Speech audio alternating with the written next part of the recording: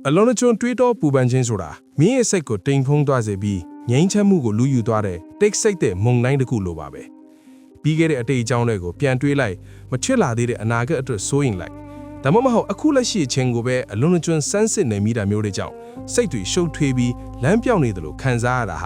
ာလူတိုင်းကြုံတွေ့ရတဲ့အဖြစ်အပျက်တစ်ခုပါဒါပေမဲ့ဒီလိုစိတ်ရှုပ်ထွေးမှုတွေကြားထဲမှာတင်းတယောက်သေးမဟုတ်ပါဘူးဘုဒ္ဓဘာသာရဲ့ရှေးဟောင်းပညာရက်တွေမှာစိတ်ရဲ့စူညံတန်တွေကိုငြိမ့်သက်သွားစေဖို့လမ်းညွှန်ချက်တွေရှိပါတယ်ဒီဗီဒီယိုမှာတော့တင့်စိတ်ကိုငြိမ်းချမ်းပြီးကြီးလင်းတဲ့အခြေအနေတစ်ခုစီပို့ဆောင်ပေးနိုင်မယ်ဘုဒ္ဓရဲ့အားကောင်းတဲ့တရားတော်6ပါးကိုအတူတူလေ့လာကြည့်ကြရအောင်တဲ့လက်ရှိအချိန်မှာပဲစိတ်ကိုထားပါကျွန်တော်တို့ဟာအတိတ်မှာဘာတွေဖြစ်ခဲ့ရင်ကောင်းမွန်မလဲဆိုပြီးနှောင်တရလိုက်အနာဂတ်မှာဘာတွေဖြစ်လာမလဲဆိုပြီးစိုးရိမ်လိုက်တဲ့အချိန်ကုန်နေကြပါတယ်ဒါပေမဲ့အမှန်တရားကတော့အတိတ်ကပြီးသွားပြီဖြစ်သလိုအနာဂတ်ဆိုတာလဲဘာမှမသိသေးတဲ့ပု္ပ္ပစာတစ်ခုပါပဲမြတ်စွာဘုရားကအတိတ်ကိုမလိုက်စားနဲ့အနာဂတ်ကိုလည်းမမျှော်လင့်နဲ့လက်ရှိအချိန်မှာသာစိတ်ကိုထားပါလို့ဟောကြားခဲ့ပါတယ်တင်ဒီစာရီကိုဖတ်နေတဲ့ဒါမှမဟုတ်ဒီစကားသံကိုနားထောင်နေတဲ့ဒီအချိန်လေးဟာတကယ်လက်ရှိအချိန်ပါပဲ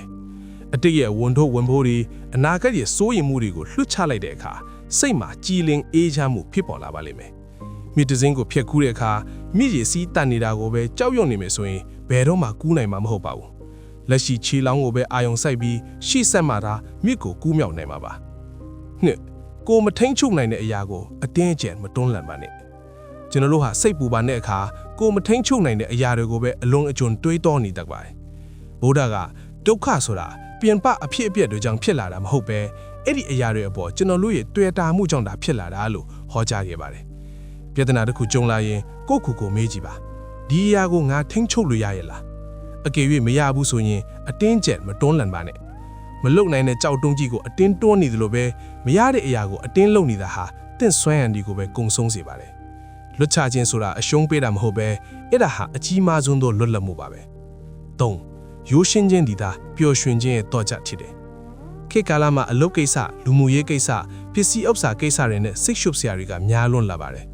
်ဘုရားကပျော်ရွှင်ခြင်းဆိုတာလမ်းကြောင်းတစ်ခုမဟုတ်ဘူးပျော်ရွှင်ခြင်းကလမ်းကြောင်းကိုယ်တိုင်ပဲလို့ဆိုပါတယ်ပျော်ဖို့အတွက်ဘာမှအပေါ်တွေလိုက်ရှာစရာမလိုပါဘူး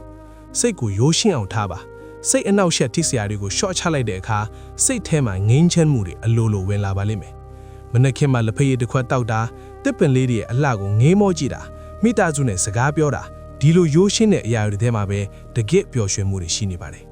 အပေါ်တွေရှော့ချလိုက်တဲ့အခါစိတ်ပိုပြီးပေါ့လာပါလိမ့်မယ်၄အတွေးတွေကလာပြီးပြန်သွားတတ်တာမို့သူတို့ကိုယ်ပိုင်အမှတ်မမှတ်ထားပါနဲ့တွေးတောပူပန်မှုတွေများလာတဲ့အခါစိတ်ထဲမှာမုန်တိုင်းထန်တယ်လို့ဖြစ်တတ်ပါတယ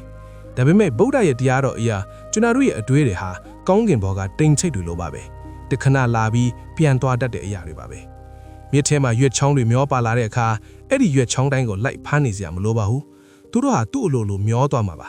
အဲ့ဒါလိုပဲစိုးရင်စိတ်တွေဝမ်းနဲ့တဲ့အတွေးတွေဝင်လာတဲ့အခါအေးလေဒါအတွေးပဲဝင်လာတယ်ပြီးရင်ထပ်သွားမှာပဲဆိုပြီးအตาလေးကြည့်နေလိုက်ပါအတွေးတွေနောက်ကိုလိုက်မတွေးမိရင်အဲ့ဒီအတွေးတွေကတင့်ကိုဒုက္ခပေးနိုင်မှာမဟုတ်ပါဘူးငါအသက်ရှူခြင်းကိုအာရုံစိုက်ပြီးစိတ်ကိုတည်ငြိမ်စေပါစိတ်တွေပြန့်လွင့်ပြီးရှုပ်ထွေးနေတဲ့အခါအသက်ရှူခြင်းကိုပဲအာရုံစိုက်ပါရှူသွင်းလိုက်ရှူထုတ်လိုက်ဒီအသက်တန်လေးဟာတင့်စိတ်ကိုလက်ရှိအချိန်စီပြန်ခေါ်ပေးမယ်စိတ်တန်လေးပါပဲ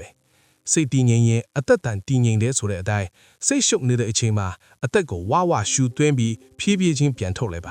ဒီနည်းလမ်းကတင့်ရဲ့စူညံနေတဲ့စိတ်တွေကိုချက်ချင်းဆိုသလိုငြိမ်းအေးစေပါလိမ့်မယ်ဒါဟာဘယ်နေရာမှာပဲပြုလုပ်နိုင်တဲ့အကောင်းဆုံးသောစိတ်အေးချမ်းမှုလေ့ကျင့်ခန်းတစ်ခုပါပဲ6အရာရာဟာမမြဲတာကိုလက်ခံပါဗုဒ္ဓဘာသာရဲ့အနိတ္တရဖြစ်တဲ့အနိစ္စသဘောတရားကိုနားလည်ထားပါသင်အခုကြုံတွေ့နေရတဲ့ပြဿနာတွေစိုးရိမ်မှုတွေဟာဘယ်တော့မှအမြဲတမ်းရှိနေမှာမဟုတ်ပါဘူးမိုးရွာပြီးလဲရေပြန်ကျသွားမှာပဲနေပူပြီးလဲညနေဆောင်ရင်အေးသွားမှာပါဒီလိုအရာရာဟာမမြဲတဲ့ဆိုတဲ့သဘောကိုသိထားတဲ့အခါသင်ကြုံတွေ့နေရတဲ့ဘလောက်ခက်ခဲတဲ့အခြေအနေမဆိုတနေ့မှာပြီးဆုံးသွားလိမ့်မယ်ဆိုတာကိုယုံကြည်နိုင်ပါလိမ့်မယ်ဒီအတ္တိတရားကတင့်ကိုပူပန်မှုတွေကနေလွတ်မြောက်စေပြီးစိတ်ကိုအေးချမ်းစေပါလိမ့်မယ်ဒီတရားတော်တွေကိုနေ့စဉ်ဘဝမှာလက်တွေ့ကျင့်သုံးကြည့်ပါအရာရာကိုရိုးရှင်းစွာတွေးပါလက်ရှိအချိန်ကိုပဲအာရုံစိုက်ပါအပြောင်းလဲတွေကိုလက်ခံပါစိတ်ကိုလေ့ကျင့်ပေးတဲ့အခါသင်ဟာမိသည့်မှုန်တိုင်းချမှာဆိုတည်ငြိမ်အေးချမ်းတဲ့စိတ်နှလုံးကိုပိုင်ဆိုင်နိုင်ပါလိမ့်မယ်ဒီဗီဒီယိုလေးကတဲ့တဲ့အကျိုးရှိမယ်ဆိုရင်တင်ငယ်ချင်းတွေကိုလည်းပြန်လည်မျှဝေပေးပါအားလုံးပဲစိတ်ဤချမ်းသာခြင်းကိုယ်ဤကျမ်းပါခြင်းနဲ့ပြည့်စုံကြပါစေ